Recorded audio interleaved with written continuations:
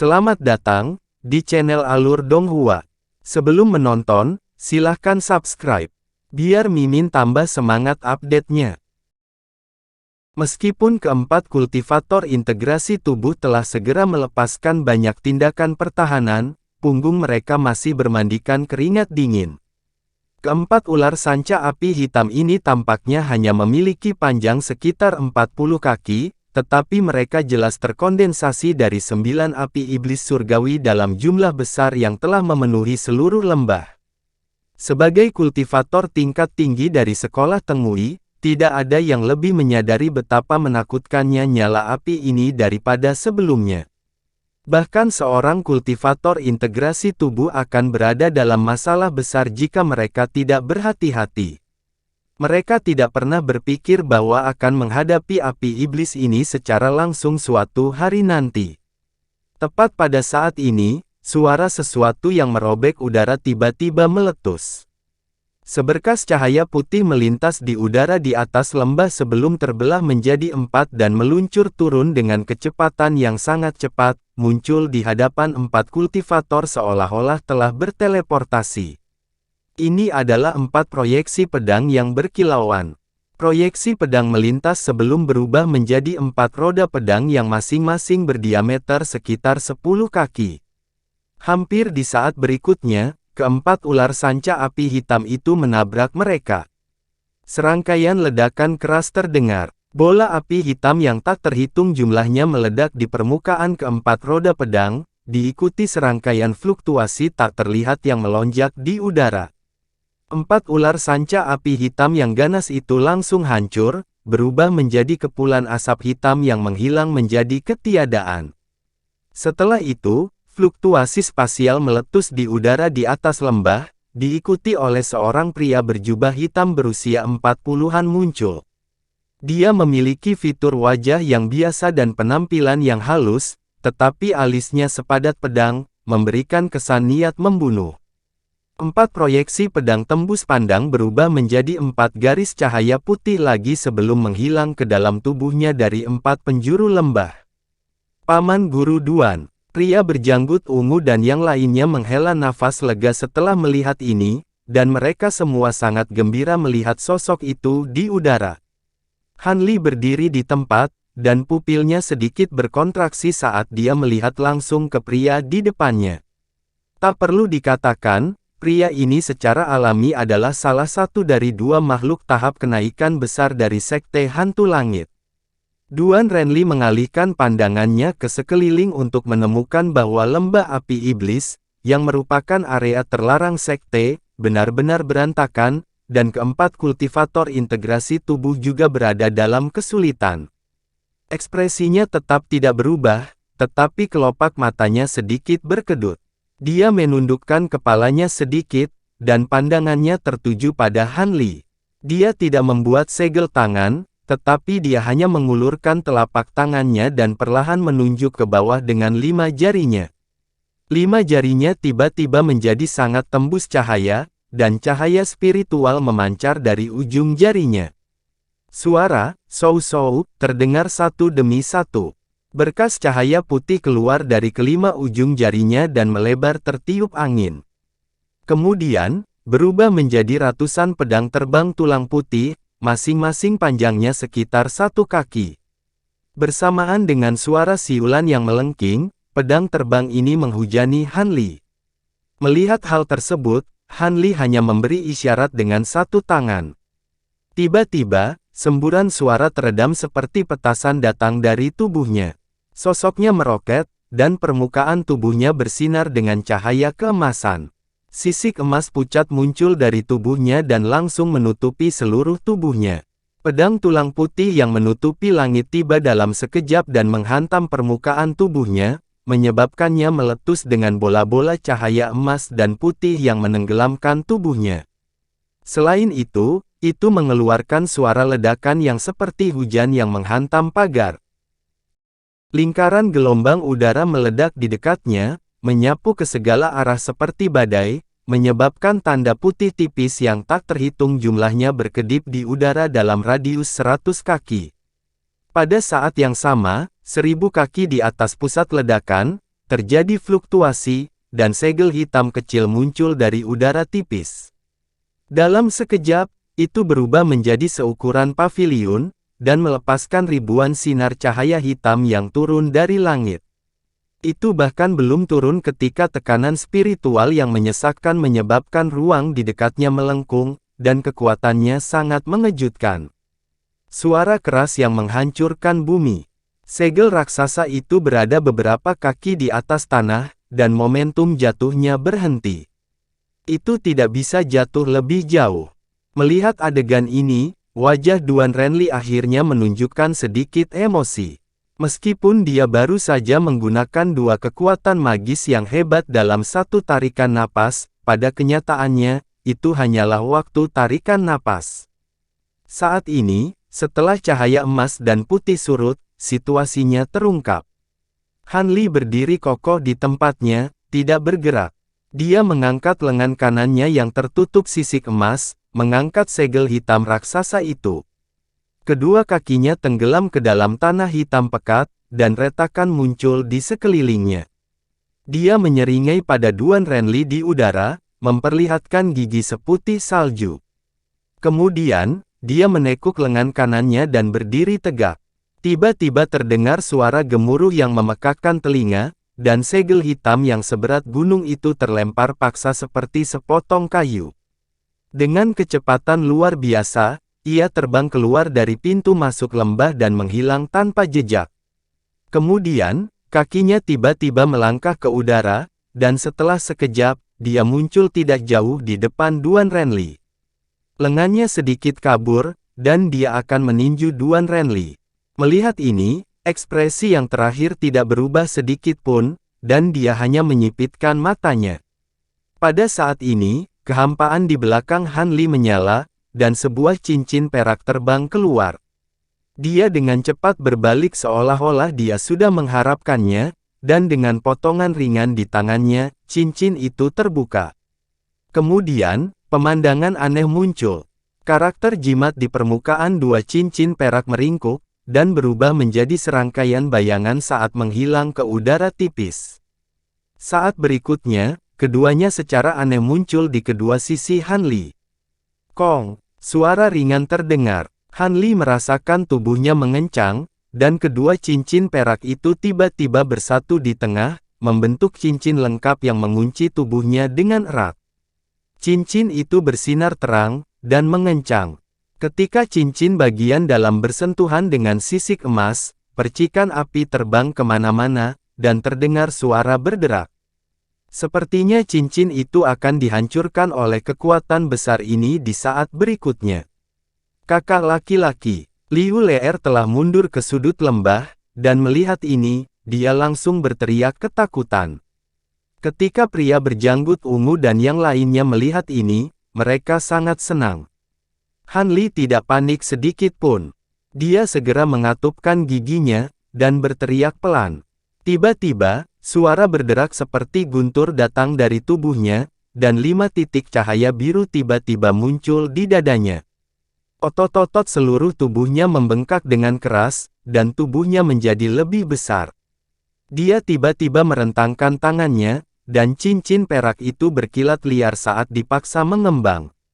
Kemudian, karakter jimat perak yang tak terhitung jumlahnya muncul di permukaannya, dan dengan gila-gilaan melompat. Kemudian, suara kacak terdengar, dan meledak.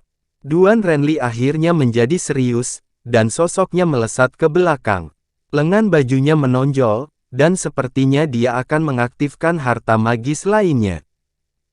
Tapi bagaimana mungkin Han Li membiarkan lawannya menyerang dengan mudah?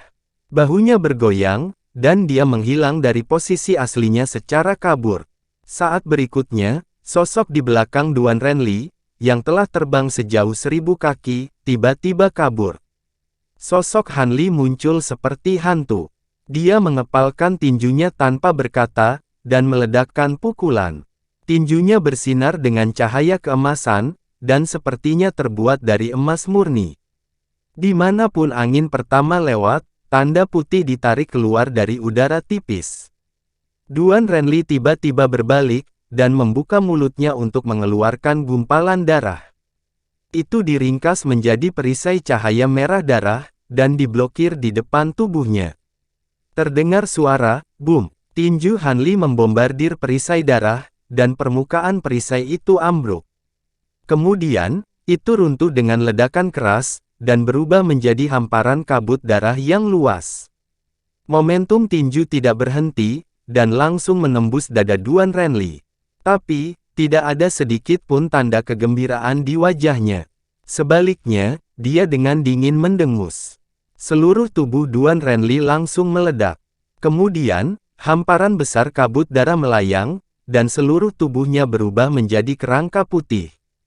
Kemudian, tergantung di lengan Hanli. Kekosongan berfluktuasi 1000 kaki jauhnya, dan sosok Duan Renli diam-diam muncul. Dia tampaknya tidak terluka, tetapi kulitnya agak pucat. Serangkaian peristiwa tak terduga terjadi dalam sekejap. Pria berjanggut ungu dan yang lainnya mau tidak mau saling memandang ketika mereka melihat situasi ini. Mereka melihat jejak kengerian dan keterkejutan di mata masing-masing. Aku tidak menyangka bahwa seorang kultivator tubuh sepertimu, yang sebanding dengan seorang kultivator tahap kenaikan besar, akan muncul di dunia ini hanya setelah beberapa ratus tahun pelatihan tertutup. Bolehkah saya menanyakan nama Anda? Duan Renli melihat ke atas dan ke bawah ke arah Hanli. Sepertinya dia ingin memastikan lagi. Kemudian, dia perlahan berkata, "Rekan Daois Duan, kamu menyanjungku. Aku Hanli." Hanli tersenyum sedikit dan dengan santai melemparkan kerangka putih itu ke samping.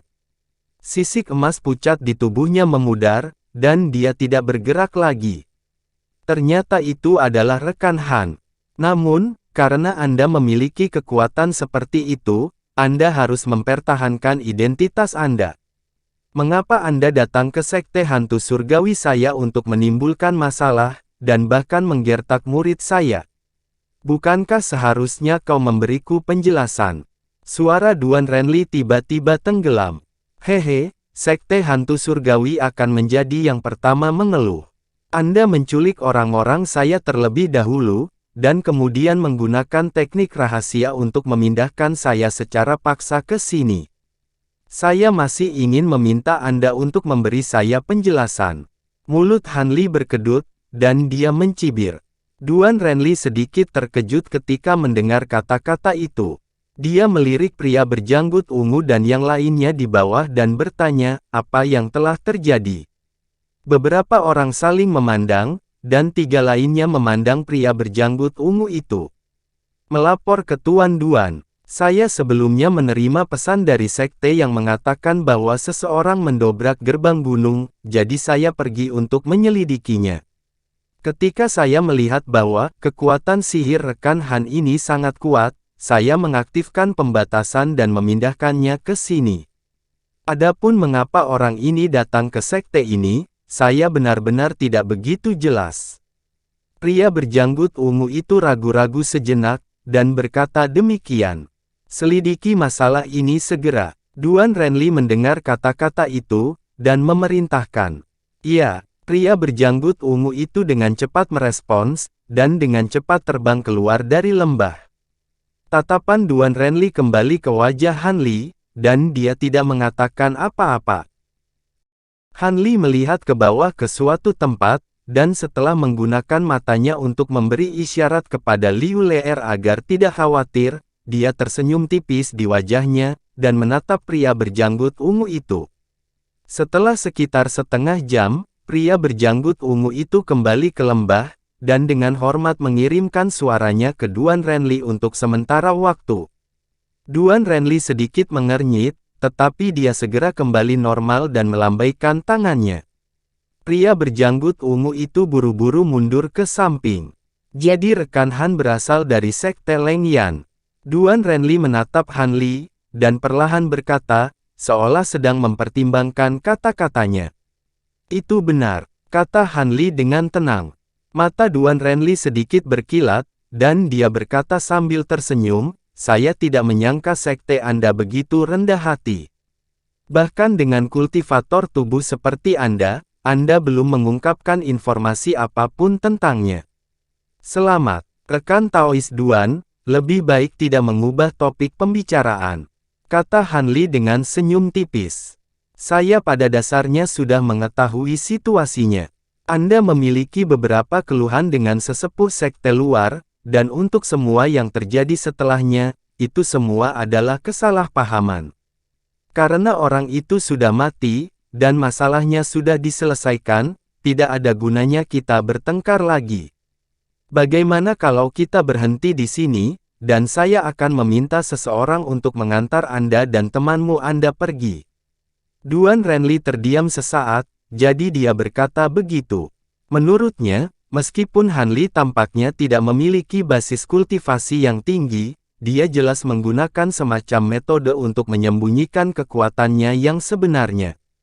Sekarang kultivator tahap Grand Ascension sekte lainnya sedang pergi, terus bertarung tidak akan sebanding dengan kerugiannya. 50 kg batu Yin Chen yang dimurnikan. Han Li tersenyum dan menjawab tanpa ragu. Begitu dia mengatakan ini, seluruh ngarai jatuh ke atmosfer yang sangat sunyi dan aneh. Batu Yin Chen, dan kamu mau 50 kg. Kamu telah menghancurkan beberapa formasi susunan besar dan mantra pembatas sekte kami, dan kamu bahkan telah mengubah pekarangan terlarang kami menjadi sesuatu yang tidak dapat dikenali. Beraninya kamu membuat permintaan yang keterlaluan. Setelah hening sejenak, sebelum Duan Renli dapat berbicara, suara pria berjanggut ungu dan 3 lainnya datang dari belakangnya. Kata-kata mereka dipenuhi dengan kemarahan. Fellow memang menuntut harga selangit. Tambang batu Yin Chen bahkan tidak bisa memurnikan 500 kg dalam setahun. Rekan Han ingin mengambil 100 kg sekaligus. Tidakkah menurutmu itu sedikit berlebihan? Ekspresi Duan Renli tidak berubah, tapi ada sedikit dingin dalam kata-katanya. Han Li tidak berpikir bahwa sekte hantu surgawi sebesar itu bahkan tidak dapat mengeluarkan batu Yin Chen sebanyak ini setelah bertahun-tahun. Kata Han Li sambil terkekeh. Sepertinya kamu sengaja membuat masalah. Karena Anda tidak mau pergi, maka tinggallah selamanya. Wajah Duan Renli samar-samar ganas. Sepertinya dia benar-benar marah dengan sikap Han Li. Begitu dia selesai berbicara, cahaya darah besar tiba-tiba muncul di tubuhnya, menerangi sekelilingnya dengan warna merah darah. Itu juga memancarkan tekanan spiritual yang menakutkan yang hampir membekukan ruang di sekitarnya. Dia membuka mulutnya dan meludahkan bendera kuno mini berwarna merah darah yang tingginya beberapa inci. Bendera itu berputar dan berubah menjadi bendera raksasa yang tingginya beberapa kaki.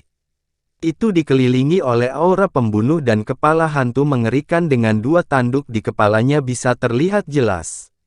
Itu memiliki wajah dan taring hijau, dan matanya tertutup rapat. Saat dia dengan cepat melantunkan mantra, cahaya merah mulai berputar di sekitar bendera besar, menimbulkan embusan angin berdarah. Kepala hantu yang menyeramkan membuka mulutnya dan melepaskan seberkas cahaya merah tua ke arah Han Li dengan momentum yang berlebihan. Sebelum cahaya tiba, bau darah yang memuakkan segera memenuhi seluruh ngarai. Suhu udara di sekitarnya tiba-tiba turun beberapa derajat. Tubuh Han Li bergoyang lembut di udara saat melihat ini, dan dia berubah menjadi serangkaian bayangan, sehingga memungkinkan seberkas cahaya merah menyerang udara kosong. Saat berikutnya, ada fluktuasi di belakang Duan Renli. Sosok Han Li muncul begitu saja. Tinju yang ditutupi sisik emas muda bergerak dan berubah menjadi bayangan yang tak terhitung jumlahnya. Seolah-olah ratusan tinju dilemparkan pada saat bersamaan. Dalam sekejap, terdengar suara siulan yang keras.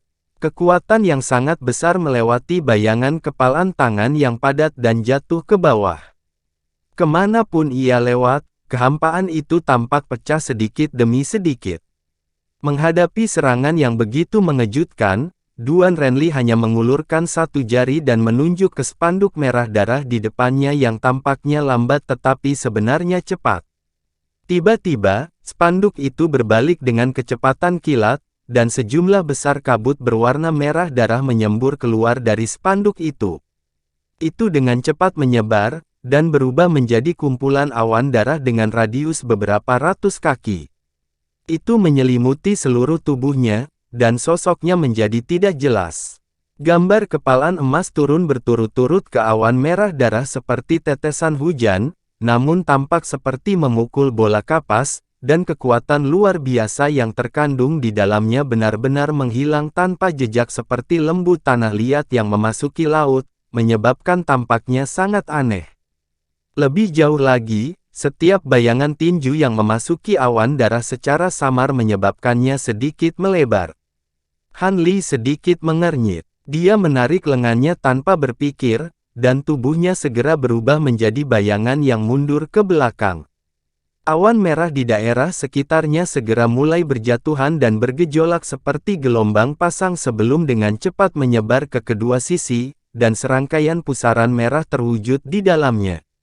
Saat mereka berputar, gelombang kejut menyapu ke segala arah seperti angin kencang, menyebabkan ruang di dekatnya berputar dan melengkung. Raungan yang menusuk telinga datang satu demi satu. Han Li hanya merasa udara di sekitarnya kencang. Sebuah kekuatan besar melonjak dari segala arah, menyebabkan momentum mundurnya sedikit mandek.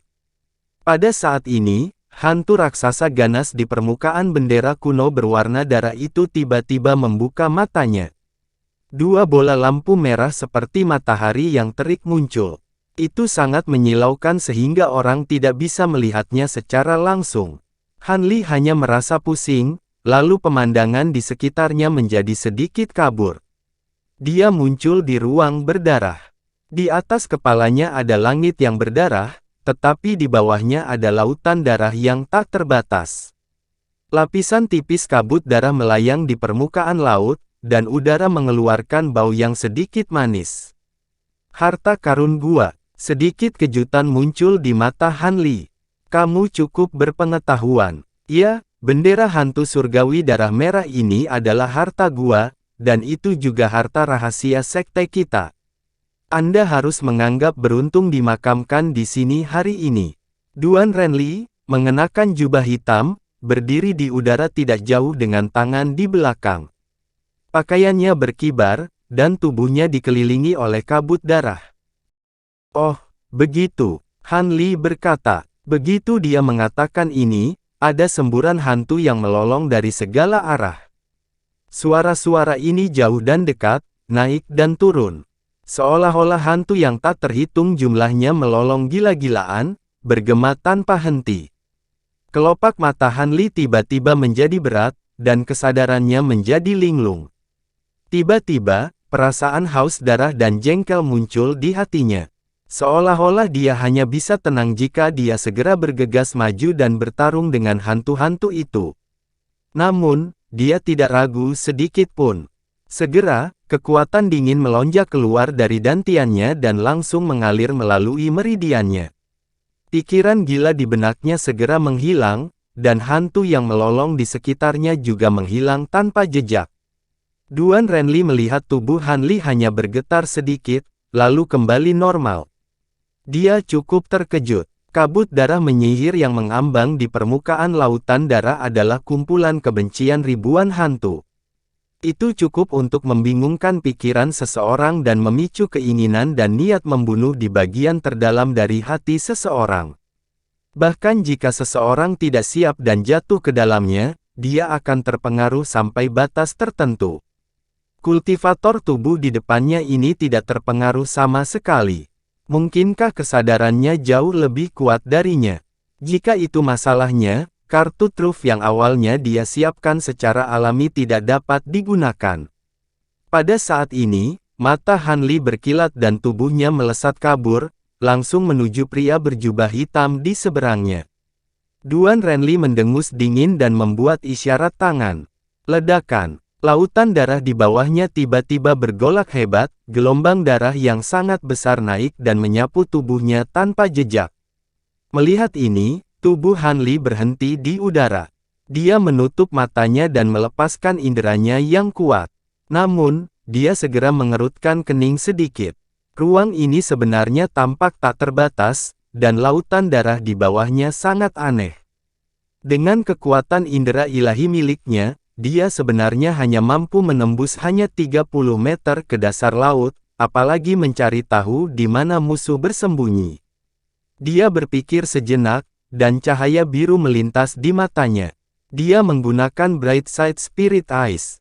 Segala sesuatu dalam jarak 100 kaki dari lautan darah menjadi jernih. Namun, lebih jauh ke bawah, itu masih berkabut dan dia tidak bisa melihatnya sama sekali. Saat dia membalik tangannya dan mengeluarkan Cloud Crane Grass untuk dimakan, dia mengedarkan sebagian besar kekuatan spiritual di tubuhnya ke matanya dan bersiap untuk menggunakan mata roh. Perubahan mendadak terjadi. Beberapa ratus kaki di depannya, Laut Merah Darah tiba-tiba bergolak hebat. Air darah kental mengalir ke arah tertentu dan membentuk pusaran air besar. Ada suara gemuruh pelan yang datang dari sana. Melihat ini, tubuh Han Li bergoyang tanpa ragu dan dia terbang beberapa ratus kaki ke udara. Baru kemudian dia melihat ke bawah pada segala sesuatu di bawahnya. Ada suara gemerisik di tengah pusaran air. Kemudian, ombak bergulung turun dan kerangka yang sangat besar bangkit darinya. Kerangka ini tingginya beberapa ratus kaki dan tulangnya berwarna merah kristal. Tampaknya terbuat dari giok darah dan ada rune misterius yang tak terhitung jumlahnya terukir di atasnya. Di atas kepalanya yang seperti bukit, di tengah dua tanduk melengkung, Nas Chen Sol berwarna merah tua duduk bersila dengan mata tertutup. Fitur wajahnya 80 hingga 90% mirip dengan Duan Renli. Ketika Han Li melihat pemandangan ini, matanya tidak bisa membantu tetapi sedikit menyempit. Nas Chen Sol tiba-tiba membuka matanya dan membuka mulutnya. Itu menyemburkan 7 bola esensi darah secara berurutan. Pada saat yang sama, tangannya memberi isyarat dan mantra. Esensi darah berubah menjadi 7 semburan kabut darah yang melilit anggota badan dan leher Nas Chen Sol seperti ular roh. Setelah itu, Nas Chen Sol mengeluarkan teriakan panjang, dan kabut darah memancarkan cahaya merah, mengubahnya menjadi bola cahaya merah. Adegan aneh muncul. Bola cahaya berdarah itu tenggelam dan menyatu dengan tengkorak kerangka. 2 bola cahaya berdarah muncul di mata kosong kerangka besar itu. Semua rune di tulangnya menyala. Gelombang besar di pusaran air merah darah di bawah bergejolak dan menerbangkan cahaya darah kental yang menyatu. Itu seperti pilar darah spiral besar yang membubung ke langit, menenggelamkan kerangka dari bawah ke atas. Melalui pilar darah, samar-samar orang bisa melihat bahwa sosok tinggi di dalamnya perlahan-lahan membesar. Pilar darah jatuh seperti air pasang surut. Kerangka besar asli menghilang tanpa jejak, dan digantikan oleh hantu menakutkan yang berukuran lebih dari 1000 kaki. Itu memiliki wajah dan taring hijau, sepasang tanduk melengkung besar di kepalanya, sepasang mata merah darah, dan tubuh ditutupi rambut merah darah. Anggota tubuhnya jauh lebih panjang dari orang biasa, dan ada sepasang sayap kelelawar berwarna ungu kehitaman di punggungnya. Begitu muncul, tubuhnya berdesir dengan gelombang fluktuasi yang mencengangkan. Bahkan udara di sekitarnya bergetar hebat. Ini adalah Scarlet Blood Heavenly Ghost yang dirumorkan dari Netherworld. Ini sedikit menarik. Han Li menatap lurus ke arah hantu raksasa di depannya dan bergumam. Scarlet Blood Heavenly Ghost mengangkat salah satu tangannya, dan nyala api besar tiba-tiba muncul di telapak tangannya. Kemudian, ia meraih Han Li dari jauh. Bagian atas kepala Han Li menjadi gelap. Cakar hantu berdarah besar muncul dari udara tipis.